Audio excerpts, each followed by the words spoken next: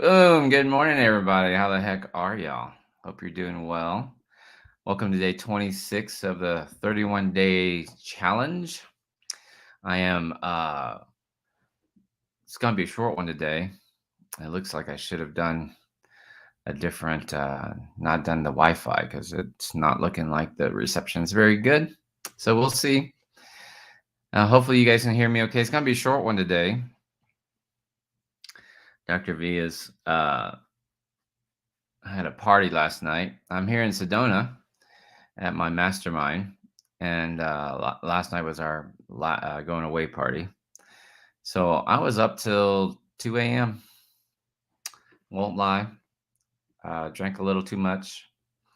Feeling the effects this morning. Good morning, Lori, Julie, Kay Martinez, Ashley Kirby. So the mastermind's over.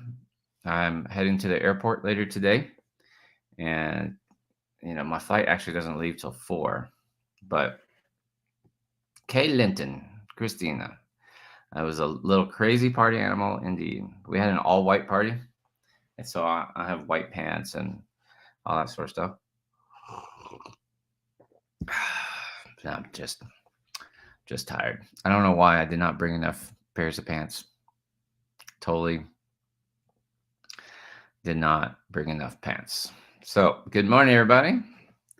Colleen Brown, looking good. Joe Gilly, Binghamton.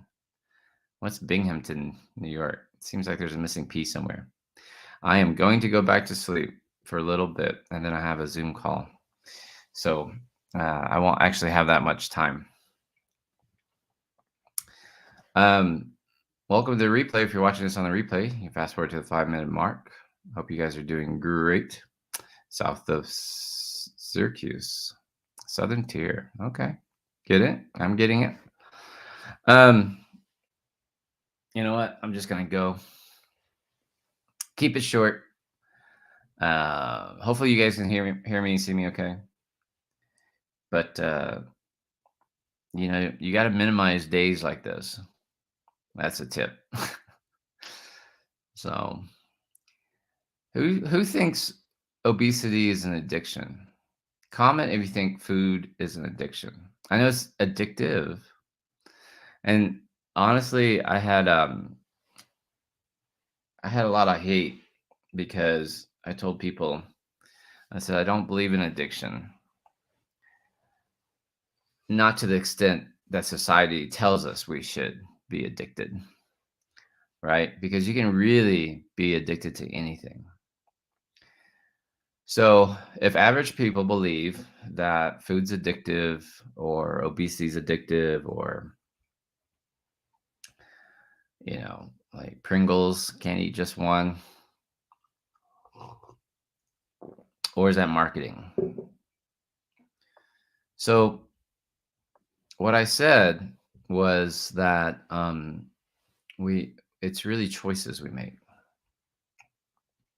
Every addiction at one point started off as a choice, right? Let's take heroin. You have a heroin addict, yada, yada, yada. At one point, you were not a heroin addict, right? At one point, you made a choice to go from cocaine to heroin or pills to whatever, right? And then you can say, well, I have an addictive personality, like I gamble too much, I smoke too much, whatever. Okay, let's set that aside for a little bit. Or you can say, well, Dr. V, they put chemicals in food to make it addictive, to light up the pleasure centers and all that sort of stuff. I'm very familiar with those studies, right? So it's like, that's very true, man. Like I know sugar lights up your heroin centers. That's why I brought up heroin. And sugar has the same sort of effects. It has the same binding issues, right? But is it really an addiction? Let's say is it an addiction if it feels good? Say Tiger Woods really fell off the face of the golf world when the whole sex thing came out, And Tim Grover, who was Michael Jordan's fitness coach, as well as Kobe Bryant and Dwayne Wade's fitness coach. I really recommend this book if you've never seen this book. It's not really feminine. He's he's a tough dude. So Grover, very nice though. Met him a couple times. He says, like if you want to be a super elite, like Jordan level, I mean, there are some great players, but there's a closer level that you know only a handful of people make it to, like Jordan and Kobe Bryant. And these people don't apologize for anything. And I remember when this all went down, this was several years ago when I saw him talk. And he said, um, thank you very much, Raquel. Good. So do you love Tim Grover? He's great. Yep. And I think fasting's great. So um he said Tiger Woods came on after the whole bad thing with like wrecking his car and his wife taking golf clubs to his windshield and stuff like that. And he came out and he apologized. And he checked himself into a sex addiction clinic to try to like save his image, which eventually cost him. And he got really off track with his golf and then hurt his back and had surgeries and knees and all that sort of stuff, right? He said, Tim Grover said he should have never apologized. He said closers don't do that. And Tiger Woods was a closer. And he said he took bad advice. As an example, Charles Barkley, basketball player, was sued by a guy. He was mocked and teased by a guy at a restaurant. And he picked up this dude and he threw him out the window, like of the restaurant, like they're on the first floor. And he was found guilty, obviously, had to pay some damages to this guy. And the judge asked him, Mr. Barkley, if you had to do it all over again, have you learned your lesson? If you had to do it all over again, what would you do differently? And Charles Barkley looked at the judge and said, Your Honor, I would have dragged that guy up to the second floor and thrown him out the window. Which there's no apology. So is excellence an addiction? You know what I mean? You don't ever hear average people talking about, I'm addicted to winning. I'm addicted to succeeding. I'm addicted to success. This whole series has been, you've decided not to be average. And average people will tell you that food is addictive. Alcohol is addictive. And I get it. There's components of that. It's psychological. There's abuse issues. There's how I grew up issues. There's what my parents cooked. Everybody in my family is obese, Dr. B. There's all of that. I get it.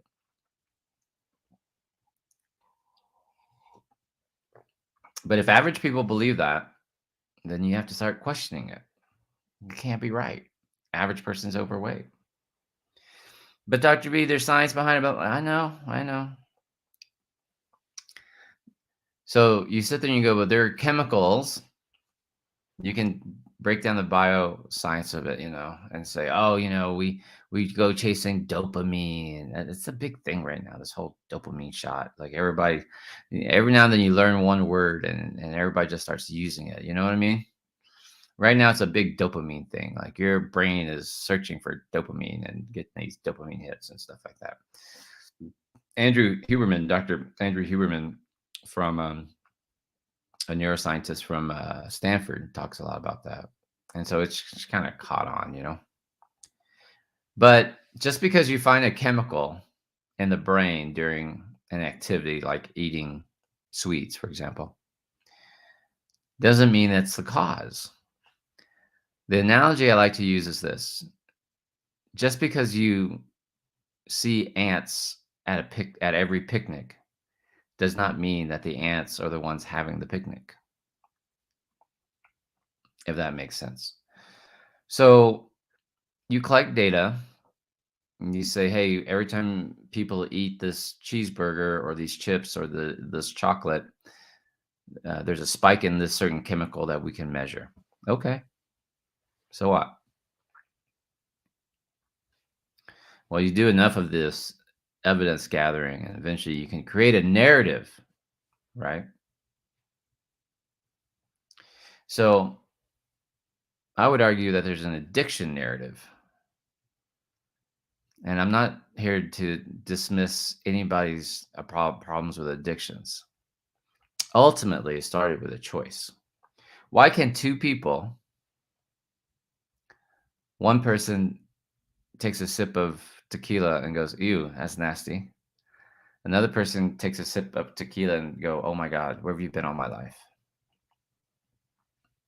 So if tequila was so addictive, why do some people like it and some people don't? Why do we have this argument over savory or sweet? If you could only eat one thing, would it be savory, like a steak or lobster or chips, or would you want it sweet, like a donut? And why is it that the obesity population, let's say, okay, granted, let's say chocolate's addictive, but they're not eating the high-end chocolate most of the time. They're eating Hershey's Kisses and candy bars and junk like that, right? Does that make sense? Say, well, it's cheap, Dr. V. Well, that's what happened in the 90s. Who remembers there was cocaine and then there was crack cocaine, New Jack City style. So the price of cocaine went from, I don't even know the price of cocaine, like expensive down to cheap. And because it's cheap, a lot of people can afford it, still get this little high. And I don't know anything about the quality of it. I don't know what the high is like, et cetera, et cetera. They've done rat studies on heroin, and rats, there's something weird about heroin. Rats will press the button. It's like you have two choices, right? One is like food and one is like heroin. And the rats will pick the heroin to the point where they will die. They will starve themselves to death. They will not eat. It's one of the very early studies about it, right? So now you have, so we know that, for example, food lights up these pleasure centers in your brain, like heroin does, like chocolate, chocolate. But why does someone like Dr. V, like, I like chocolate. I mean, I love lava cake. But in my mind, I'm like, well, if I love nice chocolate and lava cake, why am I going to get, Hershey's bar or a Payday? Why is it that I can have a bag of peanut M&Ms open in my house for a month versus someone else who, man, that bag of M&Ms is not even going to make its way home. It'll be gone in the car ride home. Well, that's where our background comes in, Dr. V. That's where our personalities come in. That's where we're eating to soothe. That's like you had a hard day or you were abused and then you throw in the whole, that's the self-love part, Dr. V. You love yourself more and you think you deserve high-end chocolate. And I just don't have self-esteem and self-worth. And therefore I'll put anything in my body. And that's like, really? Is that true? Or is that a narrative that you've heard? I'll give you another one. I'm starving. Are you starving? Are you really starving? It drives me nuts. You have people that are 300 pounds, 250 pounds. I'm starving because they missed breakfast, or it's 2 in the afternoon. Oh my God, I'm starving. And they keep going, I'm starving, I'm starving, I'm starving, I'm starving. It's like, well, I was in a refugee camp, very little food. Let me tell you what starving is. Um, so then I get the question, well, Dr. V, have you ever tried fasting? Do you promote fasting? I was like, I've done 24, 36-hour fasts. Of course. I love fasting. But why do I love fasting?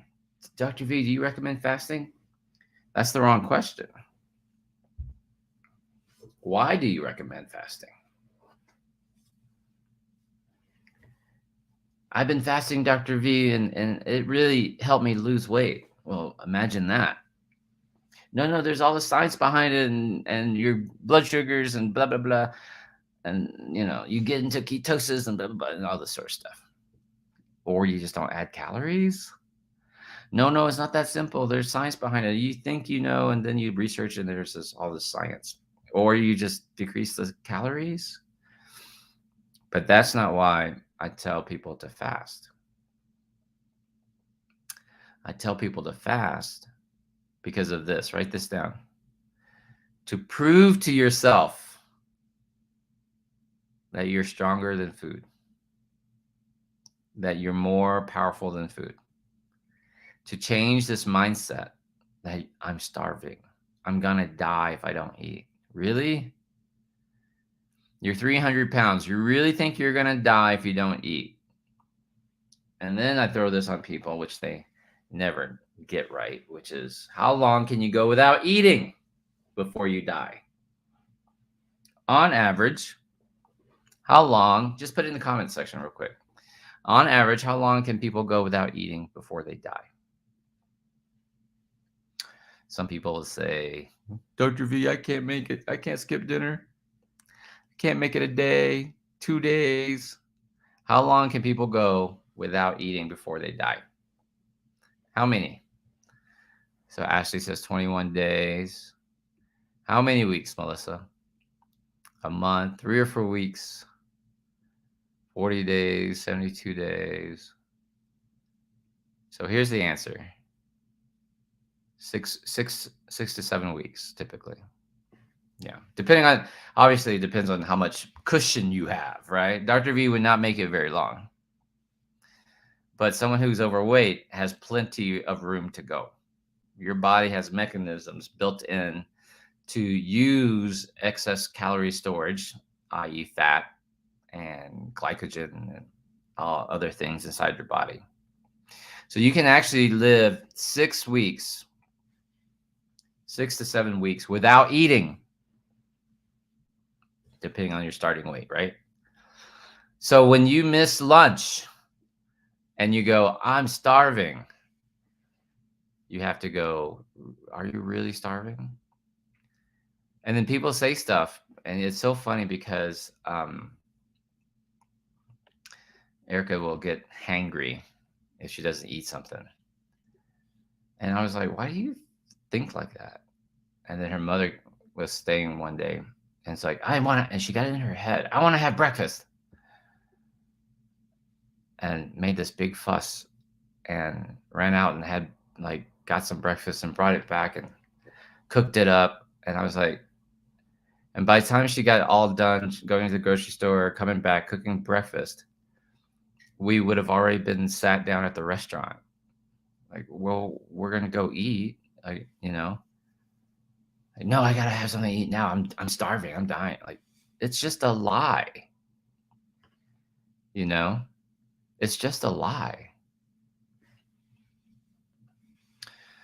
So back to addiction. I should change this title to addiction, huh? So is the food addict someone who thinks that, is it really just a narrative you're telling? Like you say, I'm starving, but reality is you're not starving. Now, next question. Question number 2. How long can you go without drinking water? How long can you go without drinking water? Put that in the comment section really quickly. Thank you for keeping an open mind. I will tell you that I got yelled at quite a bit by obesity groups that I didn't know what I was talking about, and talk about ugly messages I got about, you don't know anything about addiction. You're not an addiction expert. Da, da, da, da. How long can you go without drinking water? So roughly 4 or 5 days. Yeah. So 4 to 5 days, right? Without water. Obviously, it depends if you are sitting in air conditioning or you're lost in the desert. If you're lost in the desert, then clearly it's going to be a lot worse. But let's call it 4 or 5 days before you dehydrate. Your kidneys have been trying to squeeze everything back into conserve your water losses, but you're stuck in the desert. There's nothing to drink. You'll make it about 4 to 5 days. Again, depending on your hydration level when you first started, right? Yet, write this down. Obesity people go, I'm starving. And then they'll say, I hate the taste of water. Write that down. Comment if you hate the taste of water or don't drink water or don't like to drink water, etc. And it's okay if you write it down. I'm not making fun of anybody. I'm just telling you what I hear all the time. All the time. Okay. Has anyone ever said, I don't like the taste of water? Thank you, Stacy. Or I don't like to drink water, or I'm not good at drinking water, right? Or I've got to put like that Mio shit or sweeteners in your water. Yeah, the water enhancement. See, that's right. For example. So let me ask you this question. So, how is it that obesity people go, I'm starving, yet they can live 6 to 8 weeks without eating food? And then they'll say, I hate the taste of water when they would die in 4 or 5 days. So, which one's more important, food or water? You know the answer, right? Which one is more important for you to survive, food or water? Answers water. And in fact, if you sit there and you say, I don't like the taste of water, Dr. V, I need to put these supplements in this crystal light and stuff, I dare you to go out for a hike in the desert without water. And when you come out and you're like, oh my God, I'm so thirsty, and someone hands you a bottle of water, say, oh, here's a bottle of water. I dare you to try to say, no, thanks. I don't want water. I don't need it. I'm gonna wait. You see what I'm saying? You wouldn't. You would go, "Oh my god, thank you," and drink it as quickly as possible. Am I right? You're not passing up water for the Gatorade, I promise you. It's very true, right? So, are you falling for a narrative? Here's a good one, David, which is the whole, like, are you falling for the water narrative, which is I can't drink water, I don't like the taste of water? You have to think about your life as I am influenced by marketing. Remember, we're talking about your subconscious paradigms. So this marketing, for example, like what David was saying, is like you think because it says diet on it, it's healthy. There's nothing healthy about diet soda. They just took out regular fructose and put in a sugar substitute, which we know now is horrible. See, for you. This is a marketing thing. Have you fallen for a marketing narrative that says diet soda is better than regular soda? It's not true. And I know your doctors told you. I know it was a thing back in the day. Now we're starting to realize soda is horrible for you. In fact, a recent study came out. That said fruit juice is a major contributor to childhood obesity. Fruit juice. And why is that? Because most of it's not real juice. You really think they're squeezing apples? Or do you think they're using water? Maybe some apple concentrate or flavoring? color to get the color right. Have you ever had freshly squeezed apple juice? It's all pulpy and cloudy. It doesn't look, you know how like apple juice like will look like kind of like tea, like iced tea? But if you ever had freshly squeezed apple juice, one, it takes a shit ton of apples to make a glass, and two, it's all cloudy. So that's right. That's right. There's no juice. It is sugar water with coloring. That's exactly right. Neither do my kids. And so, I mean, this is just all a lie. When Mason was younger, we had her on soy milk because, I'm not a big dairy fan. And she spends a week with her Nana. And next thing I know, she's drinking milk, like regular milk. I'm like, why? I hope it's healthy for you. There's a whole milk narrative on God's green earth. Think about this. And I don't care what you believe in, but let's say you believe in God. And let's say God created everything, right? On God's green earth, we are the only animals, we are the only one of his creations that drink milk from another animal as an adult. Well, Dr. V, if this is true, then why did we start drinking milk in the first place? Well, because there was not a grocery store down the road back in the day.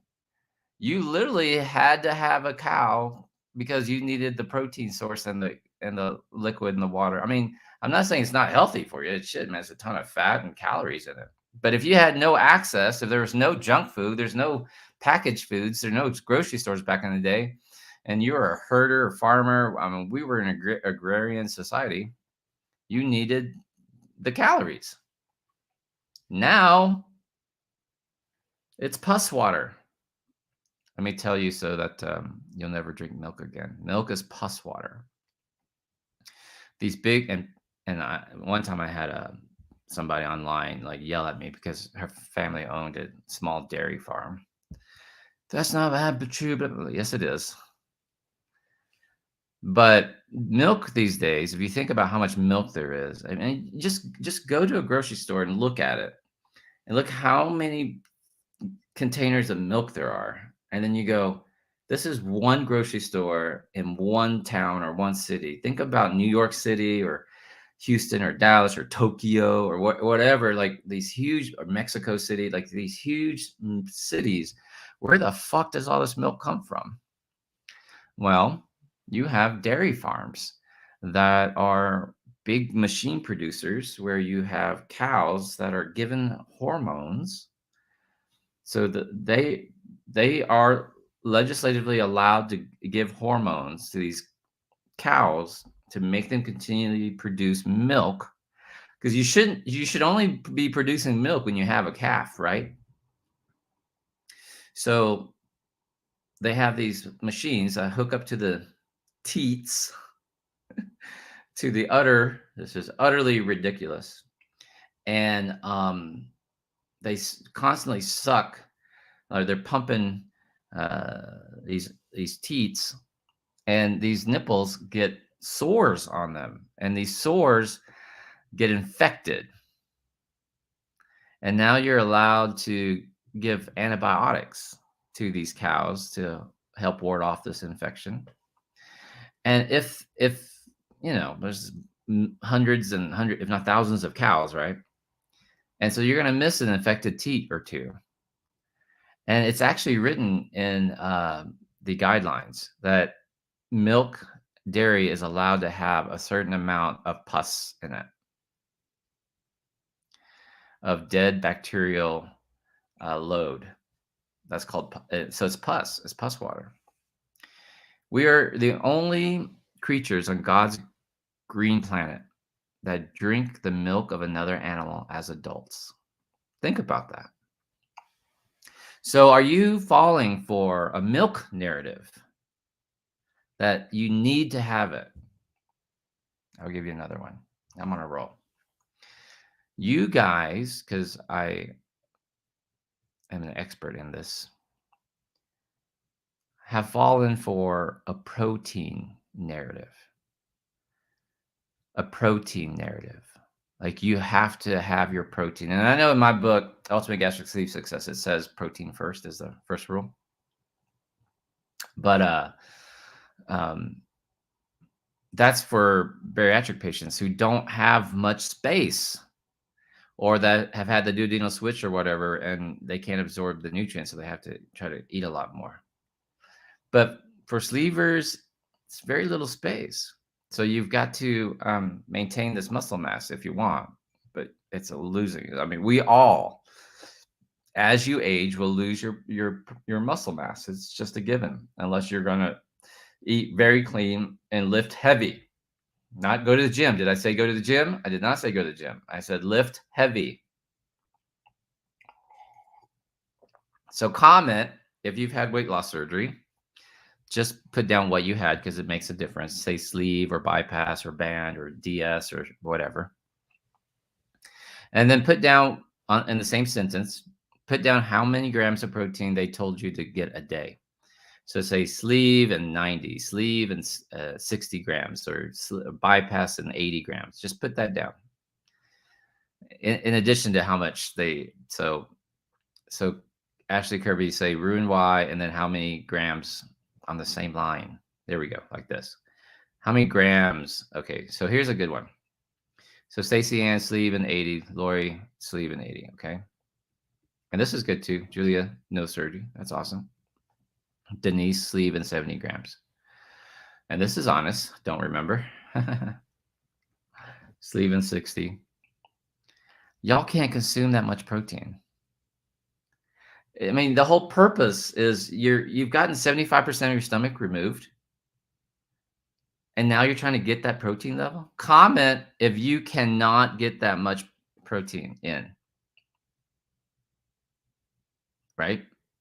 Like you're like, I'm struggling to get that. I can't get 80. I'm full. I'm stuffed. So now what happens? You have to have protein shakes.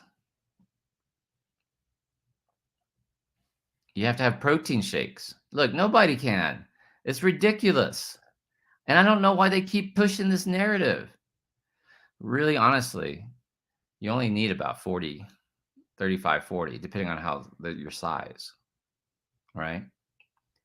Can you eat that much protein? Or do you have trouble? See? So then they say, well, then you got to get in some protein shakes. Why? Most of these protein shakes are made with whey protein, which most people are allergic to. In fact, write this down.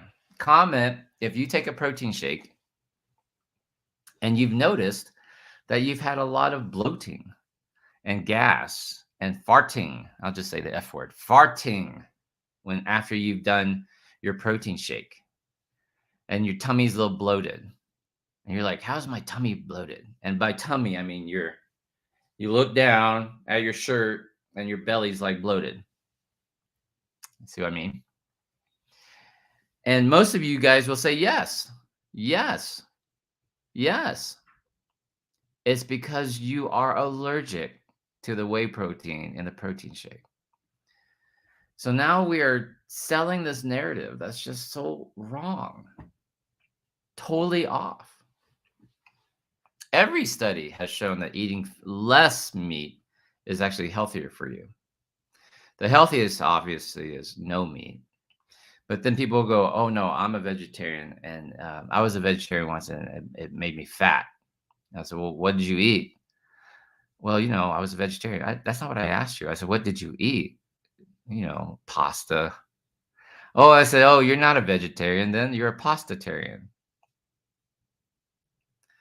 Right? Because vegetarian means you need to eat vegetables. I've got plenty of people that claim to be vegetarians, and I go watch them eat, and they eat spaghetti with Alfredo sauce, which is the most calorie dense thing that you can eat in an Italian restaurant, right? I like David Bet. Patrick. Patrick Bet David. I'll get it right. See? Can't do it. What is the number one growing food allergy? The number one growing food allergy. Go ahead and let's see what you do. I think if you get a pea protein, it's better, or vegan protein. You got to make sure it's not whey. And you're totally right. It is processed chemicals. It's not even real Alfredo sauce. What is the number one fastest growing food allergy? No, no, nope, nope, nope. The number one, see, gross. You. The number one fastest growing food allergy is not peanuts. I think peanuts is the most common nut allergy. It depends on how you phrase it, right? The number one fastest growing food allergy is chicken. Write that down, chicken. Because if you've ever seen how chicken's produced, you would never want to eat it again. You would want to run out and open a chicken coop and, you know what I mean? Like Dr. V, have fresh eggs and slaughter your meat if you want to. If you've ever seen how chickens are raised, and they're kept in this huge, locked up, like cage pen, they don't even get to go outside really. And they're fed a bunch of like corn and just a bunch of junk. And they get injected with chemicals. Same thing, antibiotics, steroids. You know, a chicken takes a year roughly before she can lay eggs. And, you know, I got it the largest little pullet I could, and they thought she was maybe 3 months. And now she's probably, when did I get her? I got her when I came back. So she's probably 9, 10 months old. And she's starting to lay her first little eggs. Well, chicken producers can't wait that long. And so they give them a bunch of chemicals and steroids, and they take a little chick and create like a full grown boiler chicken in like 6 weeks or 8 weeks. Can you imagine? Like, you take your baby, like I have a 9-month-old, and instead of taking 17 years to be 18 years to be a grown up or 20 years to be fully grown, you do it in 3 years. It's so much so that these chickens don't even look like chickens anymore. It's so much so that these chickens. So what happens is when you give these chickens all these hormones to make them grow, they actually don't develop the bone structure to hold up their weight. You can look this up. And so they can't walk. They can't walk themselves. It's pretty fucking crazy. So now you inject these chicken with all of these hormones, and we have all of this food allergy. Our bodies don't like it. Now, all you have to do is go to your grocery store and look at all the different slices and cuts and wings and legs and quarters and all the chicken that's there. And my main grocery store down the road from my house, there's like a side of packaged ones, big area of like whole chicken, and then you turn around on the backside in like the another refrigerated section. There's chicken that's been marinated, like sitting in some adobo sauce or lemon pepper sauce or whatever that's already pre-marinated for you, which by the way still needs more or more flavorings when you take it home. You have to say there's 8 billion people on this planet. Like, you cannot produce that much chicken. If you had to wait a whole year for a chicken to get bigger, you can't do that. Can't make the money, can't make the profit, costs too much to feed that thing. So you'd rather, instead of paying for food and feed and time, you give them steroids and get them faster. And then there's some breeding involved, et cetera, et cetera. I mean, Look at Tyson chicken. If you look up Tyson chicken, you'll never buy Tyson chicken again. Not that any of the other ones are better. So you want to try to buy, as much as possible, buy organic and all that sort of shit, or go to a local producer if you can find one to get your chicken. So we have a protein narrative, which takes me back to addiction. We have an addiction narrative. You know what I mean? We have producers putting chemicals into our food products. And now so that we can keep buying their shit, their product, they've instilled this addiction narrative. Am I right or am I wrong? Right? Would obesity rates be higher or lower if there wasn't this whole food is addictive narrative?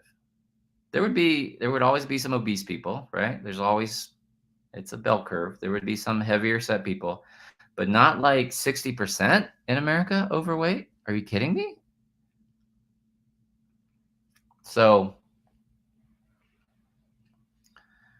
now when you go out to the streets, and especially in New Mexico, right? Like there's a bad fentanyl drug addiction problem. But is it the drugs?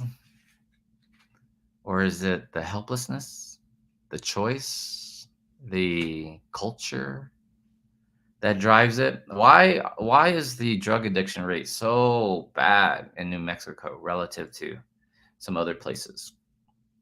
I'm not saying there aren't white people addicted to fancier drugs. Of course there are.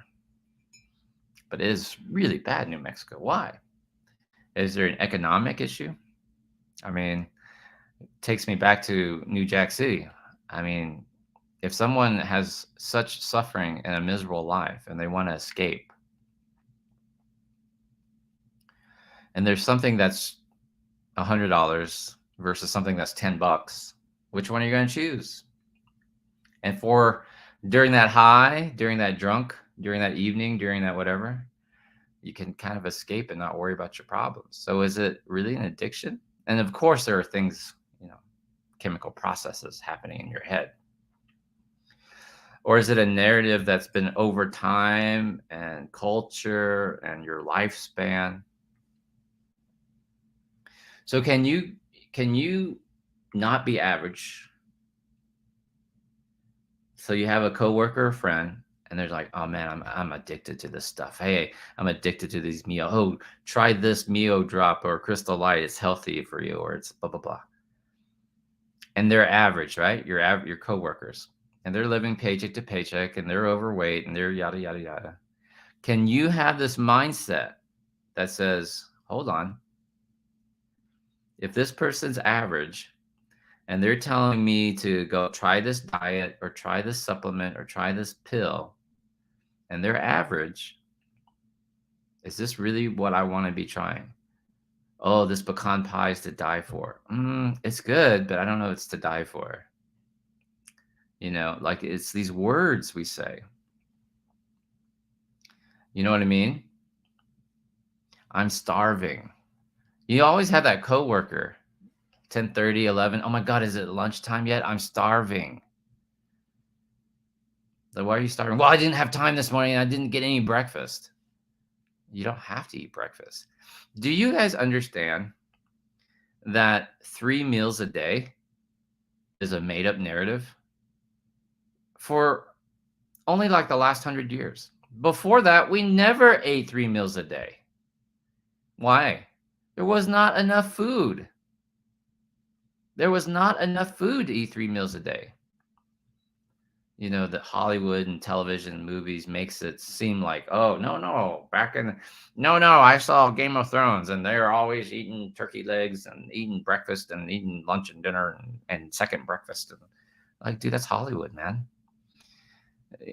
Turn 1900s. And during the 1940s and 50s, post-war, is when they started promoting breakfast cereals. They started running commercials telling you got to start off with a healthy breakfast. They are selling you on food products, y'all. to make more money, to have 3 meals a day. You do never ever have we had 3 meals a day until recently. And now everybody thinks I'm gonna die if I miss a meal. Oh, Dr. V, you'd be so proud of me. I've been fasting. How long have I been fasting? 12 hours. Like, that's not a fast. Fasting is minimum 18 hours, y'all. No, I went 14 hours. You skipped breakfast is what you did. That's not fasting.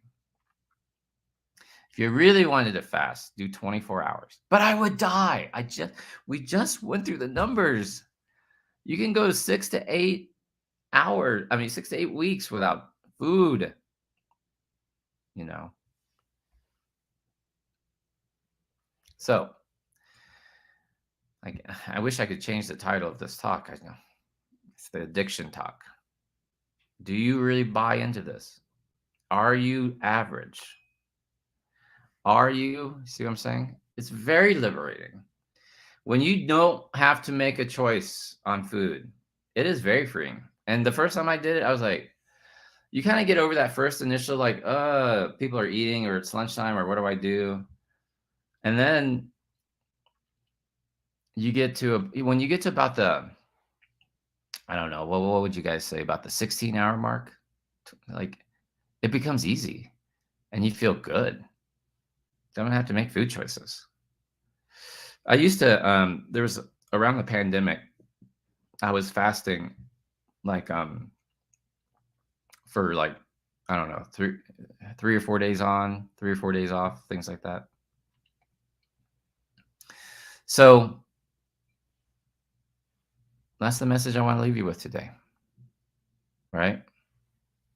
What is what's the narrative? What's the story?